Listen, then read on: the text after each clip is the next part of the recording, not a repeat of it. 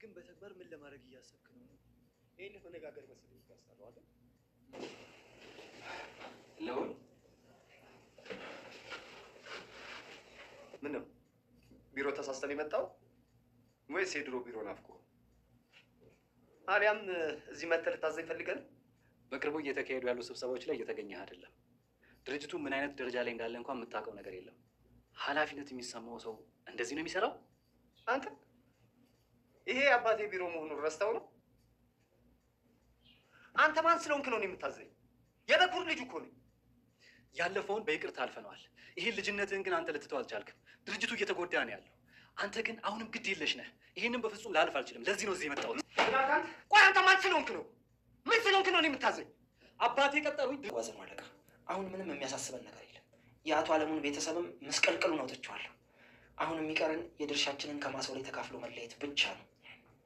ማናቸውም እውነተኛ ከሄዳችን ማወቅ የለባቸው።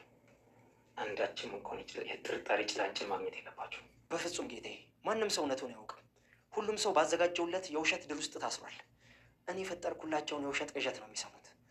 እነሱ ሌላ የቤት ስራቸውን ሲሰሩ፣ እኛ ድርጅቱን እንቀበላቸዋለን። ክንዴስ ክንዴ ታናሽ ወንድሙን ልዑልን እየወተወተው ይገኛል። በነጋ በጠባ ቁጥር አንተ ወደ ድርጅቱ ተመልሰህ መስራት አለብህ፣ ግዴታህም ነው። አባትህንም ልታግዘው ይገባል። አንተ የቤተሰባችን አካል ነህና፣ ስለዚህ ይህን ድርጅት ደግሞ ልታስተናግደውም የምችለው አንተ ነህ እያለ በአቤላና በክንዴ መካከል ያለውን የተጠነሰሰውን የወጥመድ ስራ ለማሳካት ሲሉ በግድና ተመለስ ወደ ድርጅቱ እያሉ እየወተወቱት ይገኛሉ። ልዑል እኔ እንደዚህ ማድረግ አልፈልግም፣ ወደዛ ድርጅት ተመለስኩ ማለትና ስራ ገቡ ማለት ከአባቴ ጋር እንደሚያጣላኝ ጠንቅቀህ ታውቃለህ። እኔ ደግሞ ይህን ነገር ማድረግ አልችልም እያለ ለክንዴ ቢመልስለትም፣ ክንዴ ግን ምንድን ነው አንተ ሲጀምር የቤተሰባችን አባል አይደለ? ከዛ በተጨማሪ ደግሞ እስከ መቼ ነው በእናትህ ስር ተደልለህ የምትኖረው? እናትህ አሁን እንደዚህ ታቅበጠብጣለች፣ ሙንሽንሽ አድርጋ እያሳደገችን እና እያቀበጠችን ያለችው። ነገ ውርስ ቢባል ግን እንዴት ነው? ከውርሱ ትካፈላለህ ወይስ ደግሞ መካፈልም እኮ አይቀርም። ስለዚህ ከአሁን ጀምረህ ሂድና ስራ እያለው ነው። በዛ ላይ ደግሞ ያ የድርጅቱ ፈላጭ ነኝ ቆራጭ ነኝ የሚለው ማርክንም ታስወግደዋለህ በማለትም ነግሮታል። ልዑል ግን በዚህ ሀሳቡ ትንሽ ቀርቦታልና ምን ማለት ነው ክንዴ? እንደዚህማ ማሰብ የለብም። ሲጀመር ማርክ የቤተሰብ አንዱ አካላችን ነው። በዛ ላይ ደግሞ ማን እንደሆነ ታውቃለህ። እንደዚህ ማለት ትናገረው አይገባም እያለ እየመለሰለት ይገኛል። ክንዴ አባቱንም እየተጠቀመበት ይገኛል። ለቤተሰባችን ድርጅትማ ለማንም ማያውቀው ሰው መጥቶ የስራ ኃላፊና አለቃማ ሊሆን አይገባም፣ ግዴታ አንተ መሆን አለብህ እያለ አሁንም እየነሰነሰው ይገኛል። ልዑል ደግሞ በዚህ ጉዳይ አልተስማማም። ማርክ ባዳ ነው በማለትም ተናግሯል። ልዑልም የክንዴን ሀሳብ ባለመቀበሉ ክንዴም እሱን ዝቅ አድርጎና ሰነፍ ነህ ሞኝ ነህ ብሎታል። በሌላ በኩል ዮሐናና ኤልሳ ዮሐና የወሰድሽውን ዕቃ ቀጥ ብለሽ አምጪ ተብላ ኤልሳ እያናዘዘቻት ትገኛለች። ወይዘሮ ኤልሳ እኔ ምንም አይነት ዕቃ አላውቅም፣ የትኛውን ዕቃ ነው እትዬ በማለትም ቀስ ብላ ለማናገር ብትሞክርም ወይዘሮ ኤልሳ ግን አመነጫጭቃታለች። እንደውም ላይሽ አልፈልግም፣ ከዚህ ቤት ውጭልኝ በማለትም ተናግራለች። ደግሞ ክንዴ ለካ የተናገረው እውነቱን ነበር። ከልጅ ፊትም ማደረሽ ስትይ እንዳላይሽ ልክስክስ አትልከስከሽ የሚል ስድብም ሰርባታለች። ዮሐናም እትዬ ኧረ እባክሽ እያለች እየለመነቻት ነበር። ነገር ግን ጥላት ነው የተነሳችው። በሌላ በኩል ማርክና አቤላ ካፌ ውስጥ ተገናኝተዋል። ማርክ እባክህ አቤላ ጓደኛዬ እንደ ድሮ ሁን፣ ለምንድን ነው እንደዚህ ጨካኝና ክፉ ሰው የሆንከው? ገንዘብ እኮ ምንም አያደርግልም፣ ሰዎችን አታሳዳቸው፣ ከልዑልና ከዮሐና ህይወት ውጣ እያለ እየመከረው ይገኛል። አቤላ ግን እኔ እነሱን ምንም አልነካዋቸውም፣ እኔ ወደምፈልገው ቦታና መንገድ እስከምደርስ ድረስ ነው እንጂ ከዛ በኋላ ጥያቸው እወጣለሁ። እኔ የምፈልገው ገንዘብና ገንዘብ ነው። ከገንዘብ ደግሞ ለማግኘት የሚረዱኝ ዋና መንገዶች እነሱ ናቸው። ሲጀመር ሞኝ ነህ ልበል እንዴ?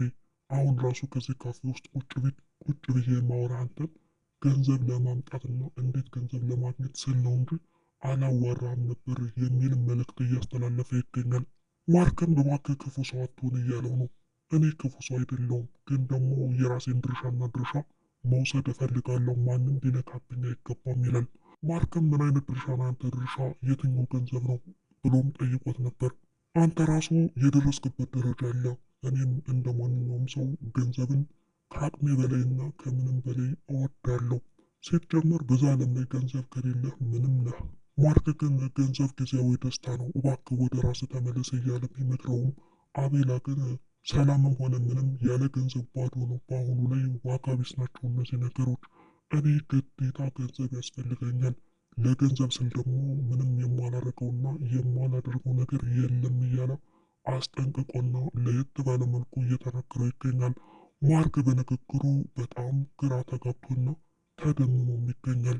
አቤላ ጓደኛው እንደዚህ ባንዴ ሲለወጥ ማርክም የገንዘብ ጥማትህ በኋላ መጨረሻ ላይ ብቻ ነው የሚያቆመው እባክህ እያለ እስካሁን እየለመነው ይገኛል። አቤላ ግን እኔ ምንም ግድ አይሰጠኝም፣ እኔ ዋናው ዓላማዬ ገንዘብ ብቻ ማከማቸት ነው የሚል ሀሳብ ነበር የመለሰው። ማርክም አቤላ በጣም አደገኛ ሰው ሆኗል፣ ይህን ነገር ደግሞ ስታደርግ እኔ ዝም ብዬ ማየት አልችልም እያለም እየተናገረው ይገኛል። ምን ልታደርገኝ ነው ብሎም ጠየቀው። ልዑልም በታላቅ ወንድሙ ምክንያት ተገዶ ወደ ቢሮ መጥቷል። ወደ ቢሮ ከመጣም ታዲያስ ምን ልታደርግ አሰብክ? ምንድን ነው ዓላማ ብሎታል። ቀጥ ብለን ወደ ስራችን መግባት አለብን እያለው ነው። ማርክም መጥቶ ነበርና እሱን በማየቱ ትንሽ ማርክ ብሎ ተወዛግቦ ነበር።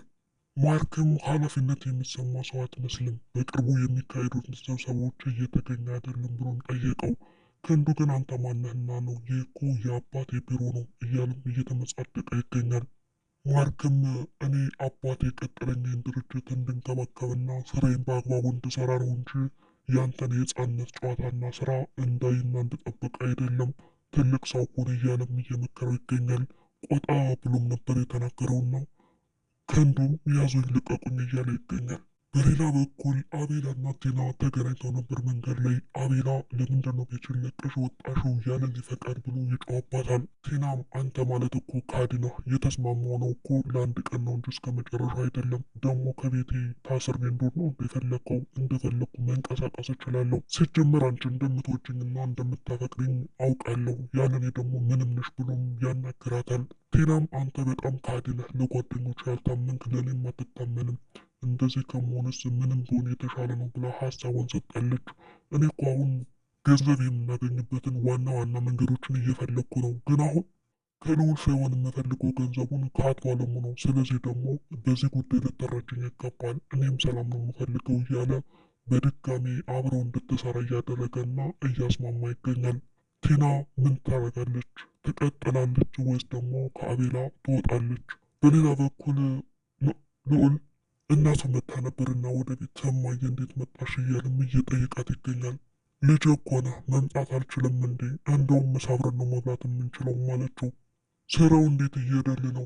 አዲሱ የስራ ፈጠራ ምን አይነት ነው? እንዴት ይመስላል ብላም ጠይቀዋለች። እሱም እማዬ እንግዲህ ምንም አይልም እያለ እያናገራትም ነበር።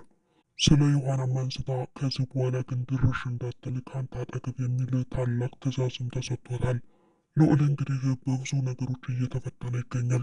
አቤላም ለታላቁ አለቃው ሄዶ አንድ ባንድ የተፈጠሩትን ነገሮች ያስረዳል። ክንዴ ምንም ነገር ማድረግ ስግብግብ ስለሆነ ይችላል፣ ያደርጋል።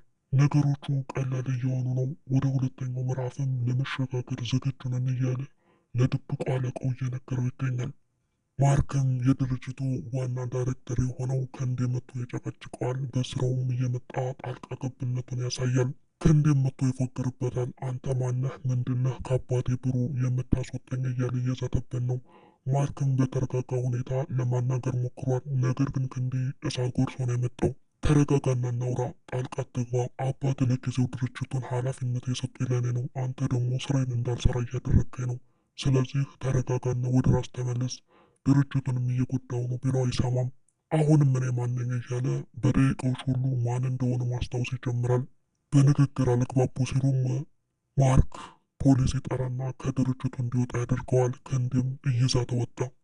ዮሐናና ልዑል ከስራ እንደተባረርሽና እማዬ እንዳስወጣችሽ ሰምቻለሁ፣ በዚህ ጉዳይ ደግሞ አዝኛለሁ ብሎም ይገልጽላታል። እሷም እንዴት ሰማ ትለዋለች። በአሁኑ ጊዜ መረጃ ማግኘቱ ጥሩ ነው፣ ቀላል ነው ብሎም ነገራት። ታዲያስ ምን ልትሰሪ ያሰብሽ በማለትም ጠየቃት። እስካሁን ምን ለመስራት እንዳሰብኩ አላወኩም፣ ነገር ግን ወደ ጉሊት ሳልመለስ አልቀርም ትለዋለች። ልዑልም ጉሊትማ መስራት የለብሽም፣ የተወሰነ ገንዘብ ሸር ላድርግልሽና በዛ ገንዘብ አንቺ ትሰሪያለሽ፣ እኔም አብሬሽ እሰራለሁ የሚል ሀሳብ አቅርቦላት ነበር።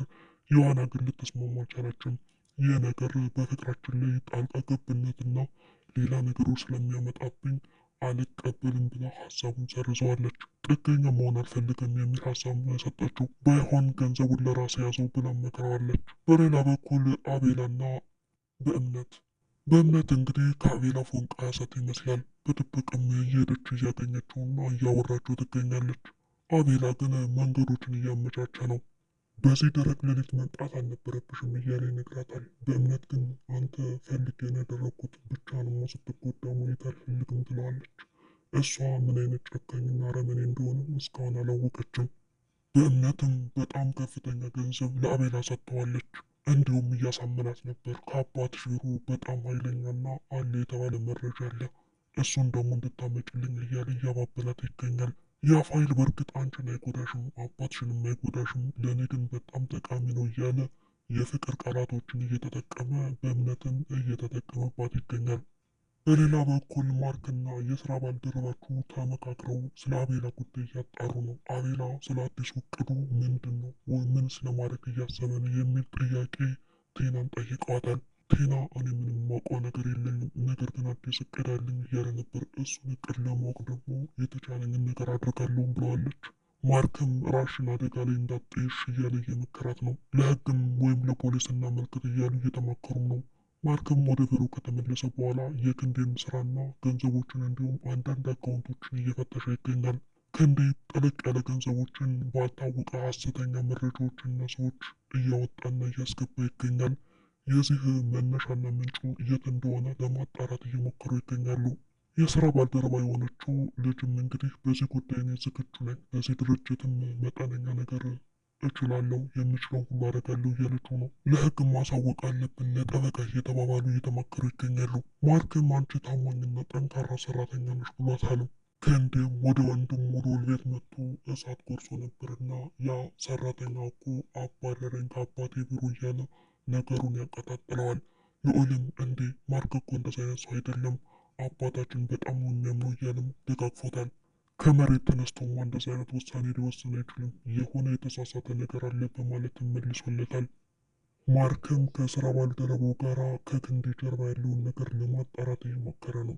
ጉዳዩ ከባድ ነው እያለችም እያስጠነቀቀችው ነው። ክንዴም ከወይዘሮ ኤልሳ ጋር ተገጣጥሟል። ቆይ አንቺ ማንሽ? ይህ ቤት ያንቺ ብቻ ነው የሚመስለውም እያላት ነበር። እሷም አዎ እንደውም ለክንዴ ሳልነግረው እስር ቤት ነው የምወረውርህ የሚል ሀሳብም ሰጥተዋለች። ክንዴም ኤልሳን አንቺ በጣም ዘራፊና ሌባ ነሽ፣ አባቴን ወስደሽዋል በማለትም ይናገራታል። እንደውም ካሳ ፈልጋለሁ በማለትም ጠይቃት። ለአንተ ካሳ ሳይሆን የሚያስፈልግ ስራ ነው፣ ከስራ በላይ ደግሞ ስነ ስርዓት ነው ብላ መለሰችለት። ይህን ቤት አቃጥለዋለሁ እያለም ይዝትባታል። ሞክረኝና እንተያያለን ብለዋለች። እናትና ልጅም ተጨንቀዋል። ዮሐናና እናቷም በትካዜ ላይ ናቸው። እናቷም ክንድ የምንፈልገው ነው ከአንቺ እያለች እየጠየቀቻት ነው። ልጅቷም እሱ ሰውዬ ከእኔ ምን እንደሚፈልግ አላውቅም በማለት መለሰች። ሰላም ጤና ይስጥልኝ የቻናል ቤተሰቦች፣ ለዚህ ቻናል አዲስ ከሆናችሁ ሰብስክራይብ በማድረግ ተቀላቀሉ። በቀጣይ ቪዲዮ እስከምንገናኝ መልካም ጊዜ ይሆንላችሁ።